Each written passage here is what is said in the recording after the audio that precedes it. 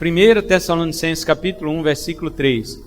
Lembrando-nos sem cessar da obra da vossa fé, do trabalho do amor e da paciência da esperança em nosso Senhor Jesus Cristo, diante de nosso Deus e Pai. Amém? Podeis sentar, irmãos, em nome de Jesus. Agora, atenção aqui à palavra de Deus. Na semana retrasada, quando nós estivemos aqui falando sobre este versículo, nós demos o tema para esta pregação, as virtudes cristãs de uma igreja. Toda igreja precisa ter suas virtudes, porém, existem virtudes que são distintas na palavra de Deus. Por exemplo, as 3 virtudes teologais, que são conhecidas como amor, esperança e fé. O apóstolo Paulo fala dela em 1 Coríntios capítulo 13, versículo 13. Ele diz, quando ele vai falar, discorrer sobre o amor, o capítulo do amor na Bíblia não é João 3,16. O capítulo do amor na Bíblia é 1 Coríntios 13. 1 Coríntios 13 vai falar o que é o amor, quais são suas características e como ele deve viver na vida, existir na vida de um cristão. E no final o apóstolo Paulo diz assim, agora pois permanecem a fé, a esperança e o amor. Essas 3 características nos remetem a Deus. Nós temos que ter fé em Deus, temos que ter esperança em Deus e temos que amar a Deus. Porém, o amor, Paulo diz, essas 3, mas a maior delas é o amor. A maior das virtudes é o amor. Por quê? Porque o amor de Deus em nós, ele reflete também diante do próximo. Não é somente a Deus que devemos amar. Jesus falou para um mestre da lei que o maior mandamento é amarás o Senhor teu Deus, não é sobre todas as coisas, como todo mundo fala. Isso não existe na Bíblia. Amarás o Senhor teu Deus sobre todas as coisas. Não existe isso na Bíblia. O que existe na Bíblia é amarás o Senhor teu Deus de todo o teu coração, de toda a tua alma, de todo o teu entendimento e com todas as tuas forças. É muito mais do que sobre todas as coisas. Porque as pessoas dizem assim, veja bem, eu amo a Deus em primeiro lugar. Segundo lugar, minha família. Terceiro lugar, as pessoas ficam classificando o amor e Deus ficou em primeiro lugar. Medalha de ouro para Deus, medalha de prata para minha família, medalha de bronze para minha igreja, medalha de não sei o que, de latão, E uma medalha de lixo para o meu inimigo, as pessoas falam, Mas na realidade, nós temos que entender que Deus na nossa vida, Ele não ocupa o primeiro lugar, não. Isso é errado. Deus está em primeiro lugar na sua vida, é errado. Deus nunca quis o primeiro lugar. Deus quis todo lugar. Todo lugar. Então, em primeiro lugar, eu amo a Deus. Em segundo lugar, eu amo a Deus e minha família. Em terceiro lugar, eu amo a Deus e a minha igreja. Em quarto lugar, eu amo a Deus e aquilo. Deus e tudo isso. E se em algum desses lugares houver uma disputa de amor, Deus prevalece. Eu não posso amar minha família mais que Deus. Eu não posso amar meus amigos mais que Deus. Jesus Cristo foi taxativo ao falar sobre isso quando disse para os seus seguidores, se alguém ama seu pai ou sua mãe mais do que a mim, não é digno de mim. Se alguém ama seu filho ou sua filha mais do que a mim, não é digno de mim. Jesus Cristo mudou radicalmente o conceito de família para a concepção humana. Porque Deus fez a família lá no Jardim do Éden, Adão e Eva, era para terem seus filhos sem o pecado, sem a entrada do pecado. E diante da família de Adão, Eva, seja lá Caim, Abel, Sete, outros irmãos que eles tinham, se não houvesse pecado, era para toda aquela família estar reunida na presença de Deus. Não pense você que Deus tem essa separação. Não, olha, você já me amou em primeiro lugar, agora pode fazer as coisinhas lá do seu mundo. Não existe isso. Deus é exclusivo. Por isso que o mandamento não é amarás o Senhor teu Deus sobre todas as coisas, não. Se fosse sobre todas as coisas, você podia dizer, eu amo a Deus sobre todas as coisas. Agora eu vim para o culto, depois do culto eu posso fazer agora o que eu quiser. Não. Amarás o Senhor teu Deus de todo o teu coração. o teu coração não deve pertencer a mais nada e mais ninguém, a não ser a Deus e pronto. Outras coisas não podem ter espaço em minha vida, elas podem ter espaço em sua vida, debaixo do critério de Deus, debaixo do amor de Deus. Amarás o Senhor teu Deus de todo o teu coração. Coração na Bíblia quer dizer a fonte da vida. Na fonte da tua vida deve jorrar amor por Deus. Quando eu era adolescente, na nossa época, nós obedecíamos a palavra do pastor quando ele dizia: não namore menina do mundo. Nós obedecíamos. Por quê? Porque na palavra de Deus está escrito que nós cristãos não podemos nos prender a um jugo desigual com os incrédulos. Não existe comunhão entre Cristo e Belial, que é o maligno. Não existe comunhão entre a luz e as trevas. Não existe comunhão entre o templo de Deus e os ídolos. Como misturar água e óleo? Como? Não pode. E nós obedecíamos isto. Hoje eu vejo jovens tomando decisões por si mesmos, independentes da Bíblia. É o pecado de Adão. O pecado de Adão foi ser independente de Deus. Ele tomou sua decisão própria. Ele desconsiderou a ordem de Deus que diz: não coma da árvore deste jardim que está aqui no meio, porque esta aqui vai te provocar a morte. Era mandamento de Deus. Adão não tinha uma Bíblia na sua mão. Adão não tinha um papel escrito. Adão não tinha as tábuas de pedra da lei de Moisés, não. Mas ele tinha uma ordem de Deus. Adão nunca viu a Deus, irmãos. Adão nunca viu Deus. A Bíblia diz que quando Deus visitava Adão na viração do dia, o que aparecia no jardim era o farfalhar das folhas das árvores com o barulho da voz de Deus. Não havia visão. Eu estou vendo Deus aqui, e aí Deus, beleza? Não havia visão. O que havia era uma presença diferente. Porque Deus é onipresente, Ele está em todo lugar. Mas há lugares em que a presença de Deus enche. Há lugares em que Ele faz sua presença encher poderosamente. Por exemplo, nós temos em nossa rua aqui, infelizmente, a igreja e várias igrejas. Nós temos nessa rua aqui bares. Nós temos nessa rua aqui prostíbulos. Deus está em todo lugar. Só que nestes lugares onde não se adora o seu nome, Deus está reprovando. Deus está acumulando sua ira, para depois Ele julgar estas coisas. E em lugares onde se adora o seu nome, a presença de Deus enche de alegria, porque a alegria de Deus, quando você está alegre em um lugar onde está a presença de Deus, esta alegria não é sua, ela vem de Deus. Ela enche o seu coração de alegria, porque Deus está satisfeito com o tipo de reunião que está acontecendo naquele devido ambiente, ao mesmo tempo em que Ele está irado com reuniões que acontecem em outros ambientes. E aí você vem, participa de um ambiente sagrado e depois vai para um ambiente mundano. Me diga aí, que amor é esse que você diz que tem por Deus? Que tipo de amor é esse que você divide o seu coração? Deus não divide a sua glória. Por isso o mandamento não é: amarás o Senhor teu Deus de todo, não é amarás o seu Deus sobre todas as coisas, e sim amarás de todo o teu coração. Entenderam a diferença? Deus não é como o nosso trabalho.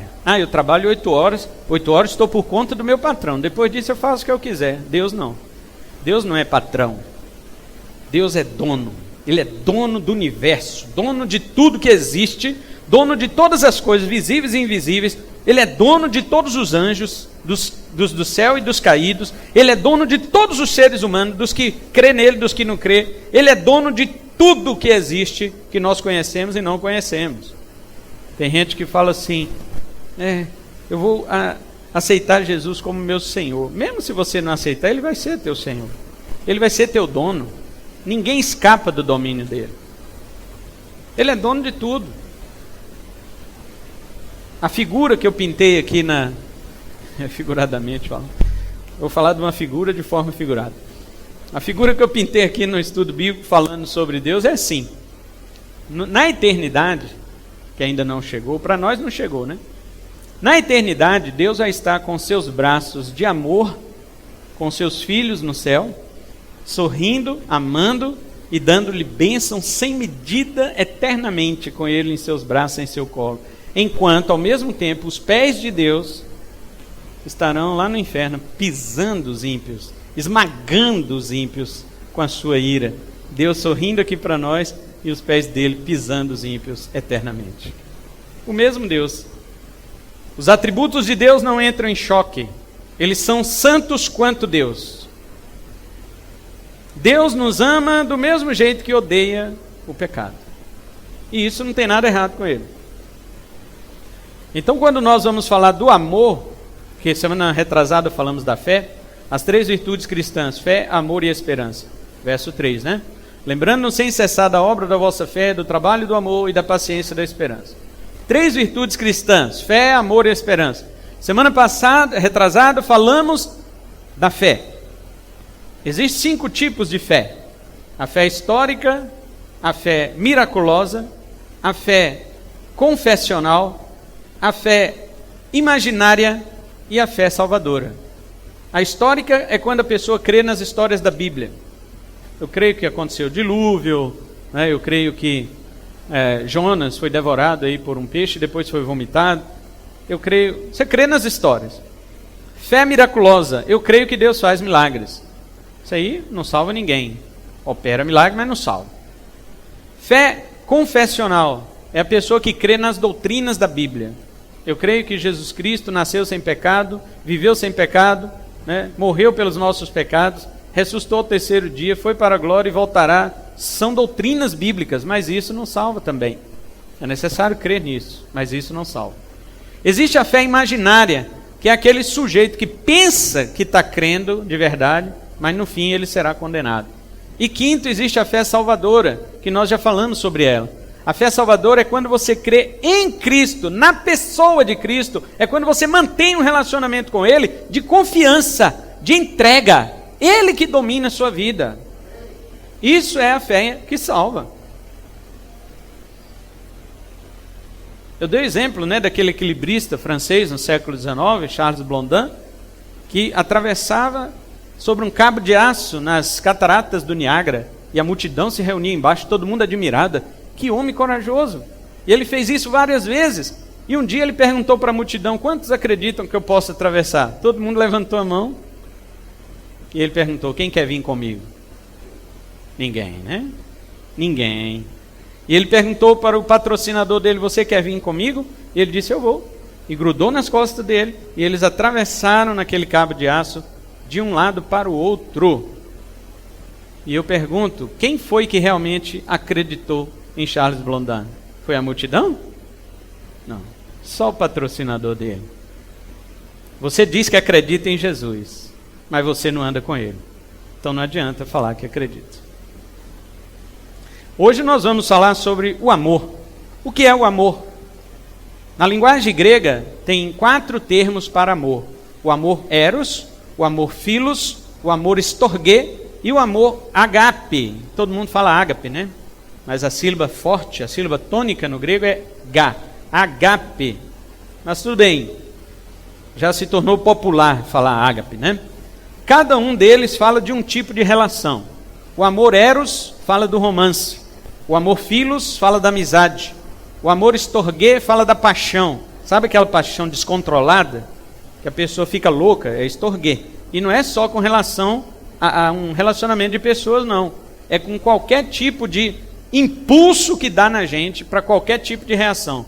Por exemplo, a raiva na Bíblia, quando você fica com um impulso de raiva de uma pessoa que te fez raiva naquela hora, isso também na Bíblia é chamado de storge, né? Não é só o amor, a paixão louca, mas a raiva, né? O sentimento da inveja, da perda, de qualquer coisa que te impulsione, é chamado de storge.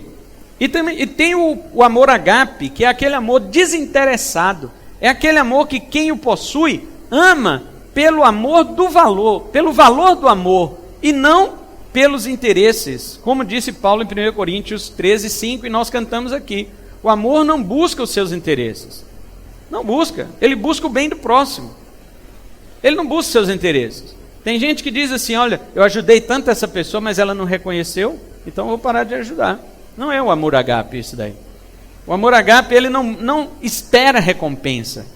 Por exemplo, Jesus, quando morreu por nós, a Bíblia diz que ele teve o amor por nós para morrer.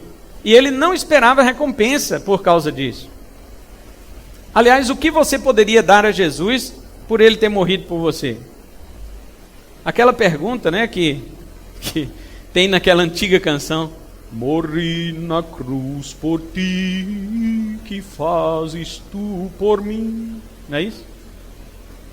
Oh, Jesus, eu não posso fazer nada, porque não tem nada que eu faça que se compare à morte do Senhor na cruz por mim. O que eu posso fazer? Agora, Davi diz uma coisa para nós no Salmo 116, verso 12. Ele fala que darei ao Senhor por todos os benefícios que Ele tem feito para comigo. Eu tomarei o cálice da sua salvação. Eu beberei o cálice da salvação do Senhor. Você sabe, irmãos, que na Bíblia cálice muitas vezes representa também a questão de receber a devida e justa recompensa. Quando a Bíblia diz que Deus derramará o cálice da sua ira sobre os ímpios, é porque é isso que os ímpios merecem. Agora imagine você bebendo o cálice da ira de Deus. Se todos pecaram e o salário do pecado é a morte, que cálice que nós deveríamos beber? Você acha que é o cálice do amor? Não.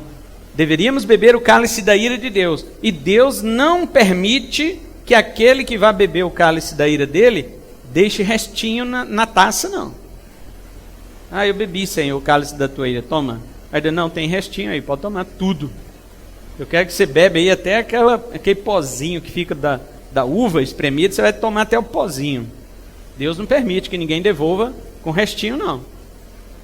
Quem suportaria beber o cálice da ira de Deus na taça dele, até a borra do vinho? Quem suportaria? Ninguém. Então Jesus bebeu por nós. Lá na cruz ele bebeu este cálice até a última gota. Agora sim, quando você pega o cálice de Deus para beber, dentro dele não está mais a ira de Deus, está a salvação de Deus, porque alguém tomou o cálice da ira em seu lugar. É isso que Davi está dizendo. O que eu darei ao Senhor por todos os benefícios que Ele me deu? Eu vou tomar o cálice da salvação, porque o benefício foi esse: alguém tomou o cálice da ira em meu lugar. E agora eu tenho que beber o cálice da salvação. E Jesus esperou alguma coisa de nós em troca? Então, de alguma forma, o sentido de que o amor é maior do que a fé e a esperança, que Paulo fala em 1 Coríntios 13, mas o maior deste é o amor, né, que ele fala, é pelo fato de Deus também amar. Veja só, fé, esperança e amor, não é isso? Nós temos que ter fé. Deus precisa ter fé? Deus precisa de fé? Não. Segundo, nós precisamos da esperança. Nós temos que esperar. Nós temos que confiar na promessa futura de Deus. Agora eu pergunto, Deus precisa esperar? Não. Agora, o amor. Eu tenho que amar. E a Bíblia diz que Deus é amor. A Bíblia diz que Deus ama. Deus não precisa de fé e nem de esperança, mas Deus ama. Deus é o alvo da nossa fé. Deus é o alvo da nossa esperança. Mas mesmo Ele sendo o alvo do nosso amor, em contrapartida, nós também fomos alvo do amor de Deus. É por isso que o maior dos três é o amor. Porque ele é uma via de mão dupla. A fé é uma via de mão única. Somente nós devemos crer. Deus não deve. A esperança é uma via de mão única. Somente nós esperamos. Deus não espera. Mas o amor é uma via de mão dupla. Nós amamos e Deus nos ama. E o apóstolo João ainda diz, né? 1 de João 4,19. Nós o amamos porque Ele nos amou primeiro. Você não ama Deus por você ser melhor do que aquele que não ama. Você não ama Deus porque você tem espontaneidade no amor para amar. Não. A Bíblia diz, ainda mesmo, 1 de João 4,10, o apóstolo João diz assim: nisto nós conhecemos o amor, não em que nós tenhamos amado a Deus, não nisso, mas em que Ele nos amou e nos deu o seu Filho como propiciação pelos nossos pecados. Quem está vindo no estudo desse aqui, sabe o que é propiciação, né? Agora nós já falamos sobre isso. Portanto, a fé e a esperança é preciso para nós, porque nós cremos em alguém, nós confiamos em alguém, e outra, nós esperamos neste alguém. A fé está ligada ao presente, a esperança ao futuro, mas o amor é eterno, ele traspassa as eras. Nós temos que amar a Deus somente com amor agape? Não, temos que amar a Deus também com amor filos, que é o amor de amigo. Lembra daquele encontro, né, presbítero João, de Jesus com Pedro? Na praia do Tiberíades, Jesus Cristo se encontra com Pedro e diz para ele, no meio da refeição, todo mundo mastigando pão e peixe, e Jesus pergunta: Simão, filho de João, tu me amas? O verbo amar que Jesus pergunta, lá no grego original é agape. Jesus está perguntando para Pedro: tu me amas com o amor desinteressado, Pedro? Você me ama com o amor que não espera nada em troca, Pedro? E Pedro é honesto e sincero, e ele responde: sim, Senhor, tu sabes que eu te amo. Mas o verbo amor que Pedro usa é filos, não é agape. Pedro está confessando para Jesus que ele ama Jesus com interesse, que ele ama Jesus porque Jesus o ama, que se Jesus não amasse, ele não amaria. E Jesus diz: apacenta minhas ovelhas, e pergunta a segunda vez para ele: Simão, filho de João, tu me amas mais do que a estes que aqui estão? E ele responde, Jesus pergunta novamente com amor agape: tu me amas desinteressadamente, Pedro? E Pedro olha para Jesus e vai recuando. Ele não é capaz de responder: eu te amo com agape. Ele responde novamente: Senhor, tu sabes de todas as coisas, tu sabes que eu te amo filos. Ele quer dizer: eu te amo com amor de amigo. Eu não sei, Senhor, te amar espontaneamente. Eu preciso do teu amor por mim, Senhor, para que eu possa devolver amor por você. E Jesus diz: apacenta minhas ovelhas, Pedro. E a terceira vez, Jesus Cristo rebaixa. Jesus desce. E Jesus não pergunta mais: tu me amas com amor agape? Não. Jesus diz: Pedro, tu me amas com amor filos? E Pedro entristeceu. A palavra diz que ele se entristeceu, ele curvou sua cabeça e respondeu: sim, Senhor, é dessa forma que eu te amo. 2 vezes Jesus perguntou do amor agape e Pedro não pôde responder. Você pode? Eu posso. Que amor é este? O amor incondicional é o amor da cruz. O amor incondicional é o amor daquele que veio das alturas, de onde não há pecado, para morrer por pecadores, sem esperar nada em troca. Agora vem eu, você, dizer que amamos a Jesus com todo amor verdadeiro e sincero. Não é verdade. Sejamos honestos como Pedro. Senhor, eu te amo filantropicamente. Eu te amo com amor de amigo, Senhor. Eu não consigo expor o meu amor espontaneamente pelo Senhor. Meu amor não flui de mim. Ele vem de ti para mim e devolve a ti como resposta do único e verdadeiro amor sincero que vem da cruz. Porém, a palavra do Senhor nos diz que Deus, Ele derramou o amor glorioso dele sobre nós. Olha lá em Romanos, capítulo 5. E o versículo 5 diz assim, falando ainda sobre uma das virtudes cristãs, que é a esperança. Paulo diz: e a esperança não envergonha, não traz confusão. Por quê? Porque o amor de Deus, o agape, está derramado em nossos corações pelo Espírito Santo que é dado a nós. Tua esperança nunca pode ser confundida, envergonhada, porque o agape de Deus garante ela. E como eu sei que tenho o agape de Deus? Pelo Espírito de Deus que foi colocado em você, foi derramado em você, quando você creu verdadeiramente em Cristo.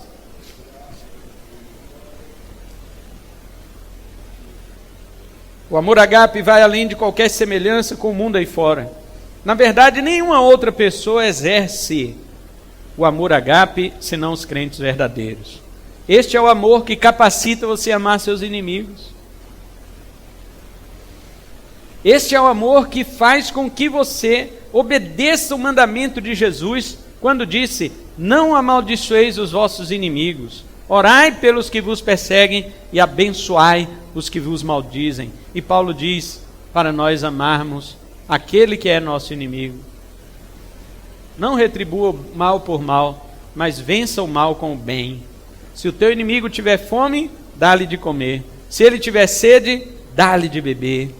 Este é o mandamento bíblico. Em alguma parte da Bíblia, você já viu escrito que você deve gostar do seu inimigo? Não, porque gostar é o amor filos, é o amor de amizade. Esta pessoa é sua inimiga, ela não quer amizade com você. No entanto, existe um tipo de amor que supera essa questão de não gostar. Mesmo sem gostar, você o ama. Gostar é filos, o agape está acima do filos. Acima. Você faz pelo teu inimigo aquilo que Jesus Cristo faria, como de fato ele fez pelos inimigos dele. Isto é o agape. O agape é o tipo de amor que faz pela pessoa, mesmo sem gostar dela, aquilo que ela faz por aquela que ela gosta.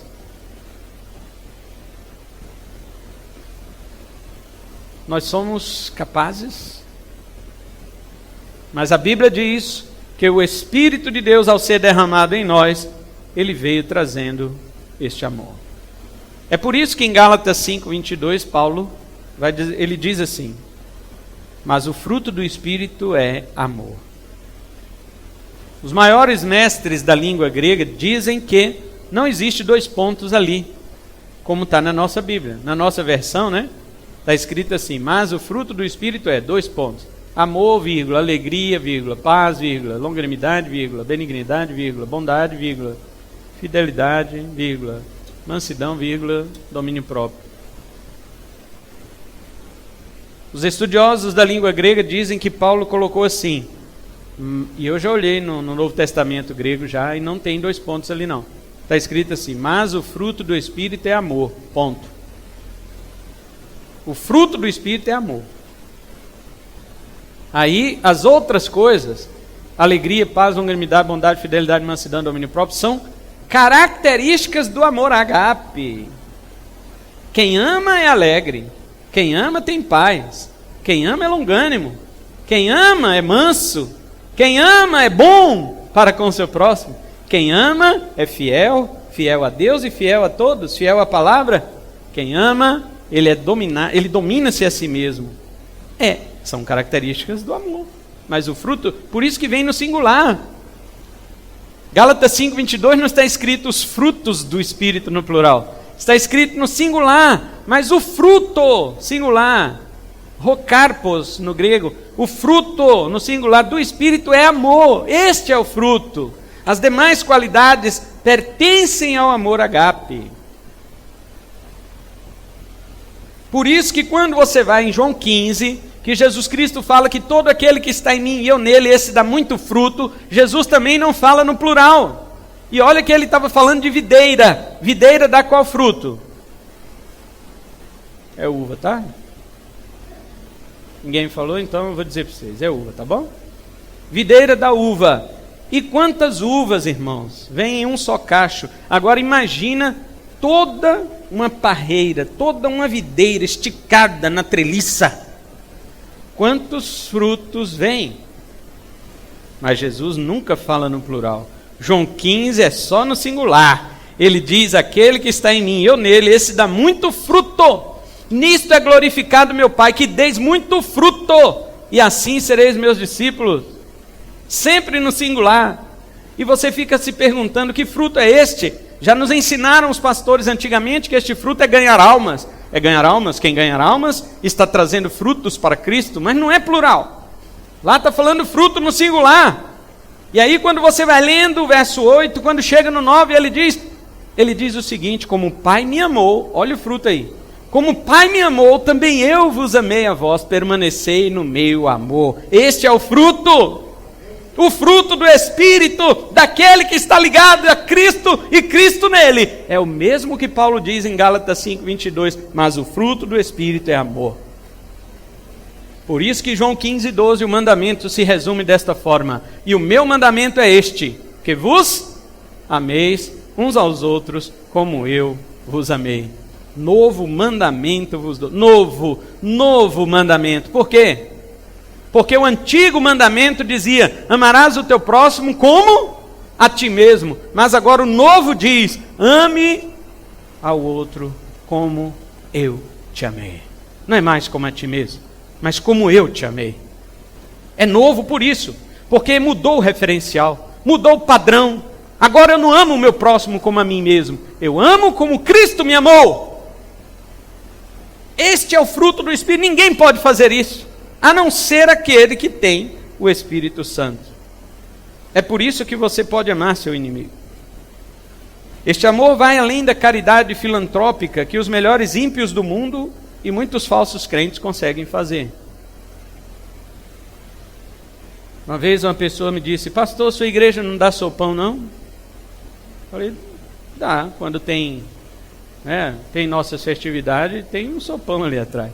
De vez em quando o feijão fica um sopão, mas é bom, hein? Aquele arroz, amor, que você fez hoje. Minha esposa falou: fazer uma galinhada hoje da boa. Aí assou o frango na airfryer separadamente e fez o arroz separadamente, depois juntou tudo e aí vai água, porque o troço não cozinhava o arroz. Eu não sei se era o arroz ou o frango. É o arroz, não cozinhava. E vai água e mais água e mais água, e aquela panela foi crescendo. Ele falou: daqui a pouco não cabe. E virou uma sopa. Eu falei: mas que delícia. Me lembrei da minha infância na Bahia. A gente comia isso aqui e chamava de canja. Não era galinhado, não, era canja. E era bom demais. Deu até vontade de ficar doentinho na cama para ela levar canja para mim. Só que depois fiquei com medo de estar muito quente, e derramar. Mas, queridos, o que se diz acerca da caridade, os espíritas também fazem. Os espíritas fazem uma caridade melhor do que nós. Dar sopão de madrugada, levar cobertores para carentes em época de frio, atender crianças carentes, fazer obras de profissionais sociais, Vamos fechar a rua aqui da igreja. Quem é dentista vem aqui arrumar os dentes do povo. Quem é cabeleireiro e barbeiro vai cortar o cabelo da criançada. Quem é professora vai brincar, vai fazer brincadeiras lúdicas ali com as crianças. Essas coisas todas são boas. Elas fazem parte de um tipo de amor, inclusive o agape. Mas o agape vai além. O amor agape, ele sabe exatamente o que deve fazer pelo pecador perdido. Ele fala para o perdido do seu estado de perdição. Ele alerta o pecador sobre o seu estado de rebelião contra Deus e suas terríveis consequências. Quem ama com amor agape, não deixa o ímpio sossegado em seu pecado, dando a ele sopinha e coberta, dando a ele sapatinho e roupa para ele caminhar para o inferno de barriga cheia. Não! Quem ama com amor agape, avisa para o ímpio: cuidado, você está indo para o inferno porque rejeita o Filho de Deus e o seu Evangelho. É fiel na proclamação desta mensagem. Quem ama com amor agape, ele não fala do inferno porque ele quer amedrontar, não. Ele fala do inferno porque ele é o único que sabe que a humanidade está caminhando para lá. Eu falo também de um outro exemplo, que é uma parábola. A parábola do navio que está afundando. Tem um navio, lembra aí daquele imenso navio, chique demais, e ele está com a rachadura no casco. O capitão sabe, mas ele não quer avisar, porque ele vai colocar em pânico os tripulantes e os passageiros. Ele vai colocar em pânico, então ele não fala nada.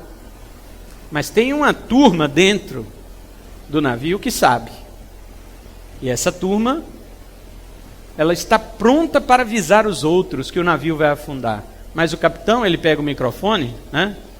Atenção, senhor. Atenção, senhores passageiros. Né? Ele faz assim: atenção, senhores passageiros. Divirtam-se. Ele não fala que o navio está quebrado. Divirtam-se. Aproveitem todas as coisas que tem no navio. Nós temos bebidas, temos comidas de todos os tipos, exóticas, simples. Aproveite as piscinas, os clubes. Aproveite as músicas, as nossas festas. Crianças, não tem hora para dormir. Aproveite tudo que tem no nosso navio, no nosso espaço. Está tudo a seu dispor. E a galera vai loucura. Esse capitão é da hora. O cara é joia demais. Ele liberou o navio para nós. Vamos aproveitar. E aquela turma única, pequena turma que sabe, começa a avisar: gente, vamos preparar os botes salva-vidas porque o navio está para afundar. E eles começam a zombar daquelas pessoas. Vocês estão loucos? Agora que o comandante do navio liberou tudo para nós, você acha que eu vou me preparar para bote salva-vida? Para com essa bobagem, venham se divertir também. E aquela pequena turma: não, nós estamos preparados. Nós já temos o nosso bote salva-vida. Queremos que vocês peguem os seus, porque o navio está com a rachadura no casco e ele vai afundar a qualquer momento. E as pessoas não acreditam. Alguns sim, mas a maioria não. Assim é a pregação do Evangelho.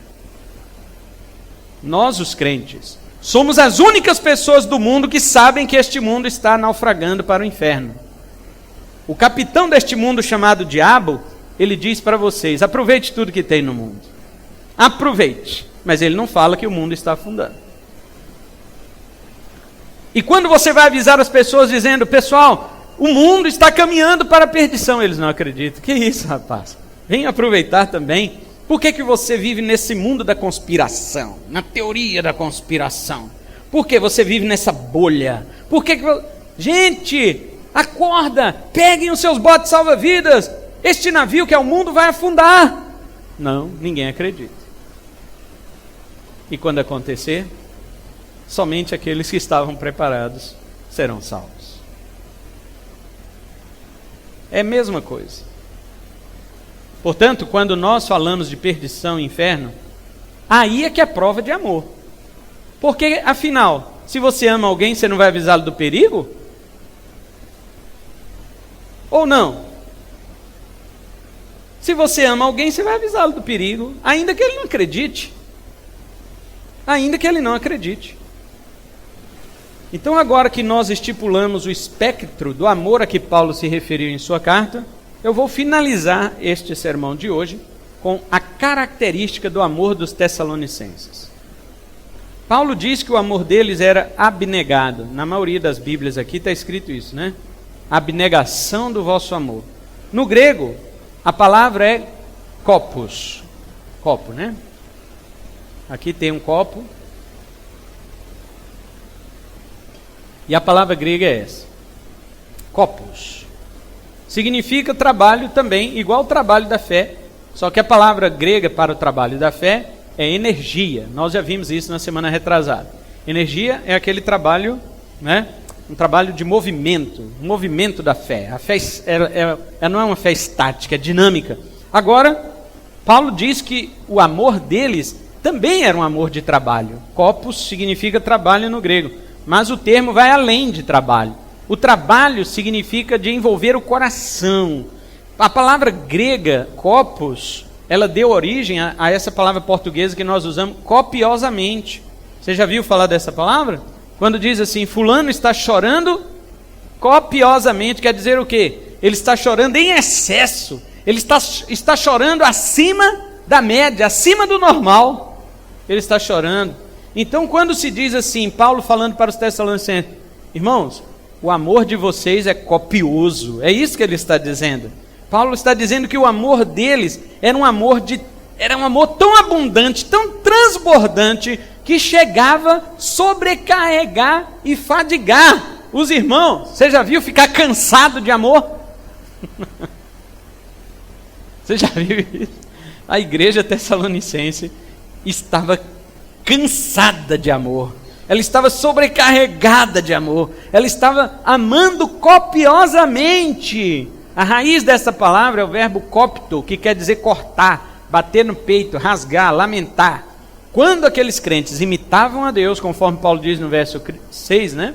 Ele fala que eles estavam ali imitando a Deus. O amor daqueles crentes de Tessalônica se mostrou um amor semelhante ao amor de Deus, um amor sacrificial. Eis aqui o resumo do que é o amor tessalonicense e o que Paulo espera de cada igreja: amar sacrificialmente, amar a ponto de cortar o nosso coração por nosso irmão. É assim que estamos nos amando? É um amor que vai além das contradições, das objeções. E voltando ao texto do amor, em 1 Coríntios 13, o apóstolo Paulo diz no verso 7, o amor tudo sofre. Queridos, o amor não faz sofrer. O amor ágape não faz sofrer. Ao contrário, ele tudo sofre. Ele ama a ponto de sofrer. Ele leva a culpa para não deixar o outro sofrer com a culpa. Como Cristo fez. Ele levou a nossa culpa para não nos deixar sofrer na ira de Deus. E Paulo diz que os tessalonicenses estavam amando desse jeito. É como se Paulo estivesse dizendo aqui no verso 3, lembrando-nos sem cessar do trabalho, da dinâmica da vossa fé, e ele fala assim, do trabalho copioso do vosso amor, ou seja, vocês amam tanto que sofrem. Os tessalonicenses, irmãos, como já vimos, uma igreja de 3 semanas. Nós não estamos falando aqui de uma igreja de 15 anos, igual a nossa aqui em Vilhena, 14 anos. Nós não estamos falando disso. Estamos falando de uma igreja de 3 semanas. Os tessalonicenses eram uma igreja de 3 semanas. O amor deles, uns pelos outros, e pelo apóstolo Paulo, por Silas e Timóteo, que escreveram esta carta, era um amor copioso, era um amor abundante, era um amor sofredor, era um amor que chegava a levá-los à exaustão. Estamos cansados, exaustos de amar vocês. Então, minha pergunta final para o tema de hoje. Semana retrasada falamos da fé. Hoje falamos do amor. E a minha pergunta: você tem amado o seu irmão desta maneira? Esqueça amor de homem, de mulher, de pai, de filho. Não estou falando disso. Estou falando não de amor de amigo também. Estou falando de amor sacrificial. Ah, mas eu não vou porque eu não tenho tempo. Eu não vou, ver a família do nosso pastor Carlão porque eles trabalham, eu também trabalho. Para que eu vou lá, Eu não tenho tempo, eu estou cansado. Mas é o amor que está te cansando? Deveria ser. Não, eu estou cansado do meu trabalho. Então amamos mais o trabalho. Porque para o trabalho ficamos copiosos. Para o trabalho ficamos desgastados. Enquanto que a Bíblia diz que é para o amor que devemos ficar desgastados. Estou cansado, mas eu vou lá. Não, ele é só um exemplo, tá? Estou falando que vocês têm que ir lá não. Vai se quiser. Eu estou cansado, mas eu vou. Quero ver como está meu irmão. Só quem perdeu uma filha sabe o que é. Quem não perdeu, é o outro que perdeu. Mas eu vou lá. Quero saber como ele está. Ah, mas eu não tenho palavras. Não tem problema. Ô meu amado, vim aqui só te ver como é que você está. Eu sei que as coisas não estão bem, estamos orando por você, tá bom? Dá um abraço aqui. Estamos orando pela sua recuperação, para a bênção de sua família, tá bom? Deus abençoe, não vou demorar, não vou tomar seu tempo. Isso é uma pequena demonstração de um amor que nem cansa. É agape, mas não cansa. Imagina um agape que cansa, que a gente não está fazendo nem o que não cansa. Nós não estamos amando nem copiosamente.